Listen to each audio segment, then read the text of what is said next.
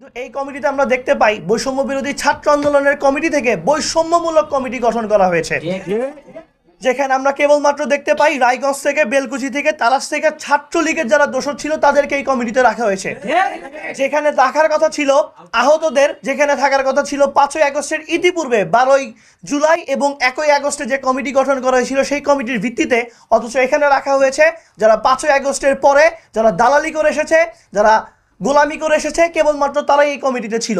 আমরা তীব্র নিন্দা ও প্রতিবাদ জানাচ্ছি এবং আমরা জানাচ্ছি মাহিন সরকার, যিনি আমাদের সেন্ট্রালের সমন্বয়ক ছিলেন, উনি আমাদের সিরাজগঞ্জে এসে 4 দফা বসেছেন আমাদের সাথে। বসার পরে উনি প্রতিশ্রুতি দিয়ে গিয়েছেন যে আমরা এই কমিটি গঠন করার আগে দুটি পক্ষের সাথে বসবো এবং সুস্থ সিদ্ধান্তে আসবো। অথচ তিনি একটি গ্রুপকে পুরোপুরি প্রাধান্য দিয়ে বৈষম্য আন্দোলন যিনি করেছিল সে নিজেই বৈষম্য করে একপাক্ষিক গ্রুপ কমিটি গঠন করেছে। ঐক্যতার ভিত্তিতে ভ্রাতৃত্ব ন্যায় সোধের উপরে সমগ্র বাংলাদেশকে সুন্দর করে বিনির্মাণ করতে যাচ্ছি।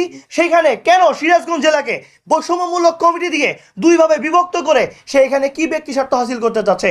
এর উত্তর আমরা হান্নান মাসুদ ভাই, আমাদের আরিফ সোহেল ভাই এবং হাসনাত আবদুল্লাহ ভাই এবং আমাদের রাজশাহী বিভাগীয় প্রধান মাহিন সরকার ভাইয়ের কাছে এর উত্তর চাচ্ছি। যে প্রশ্নগুলো ছিল যদি আমরা যথাযথ উত্তর না পাই, যথাযথ সমাধান না পাই এবং 6 ঘন্টার ভিতরে যদি এই কমিটি বিলুপ্ত ঘোষণা না করা হয়, সেক্ষেত্রে আমরা যেমন ইতিপূর্বে 18ই জুলাই বাংলা ব্লকেটে গিয়েছিলাম বৈষম্য বিরোধীর জন্য, বৈষম্যর এগেইনস্টে আন্দোলনের জন্য, আমরা একইভাবে সেমভাবে আমরা আজকে 6 ঘন্টার ভিতরে যদি কমিটি বিলুপ্ত করা না হয়, আমরা যেমন বৈষম্য বিরোধী আন্দোলনে বাংলা ব্লকেটে গিয়েছিলাম, একই রূপে আমরা বৈষম্যর এগেইনস্টে আমরা আমাদের যমুনা সেতু ব্লকেটে চলে যাব।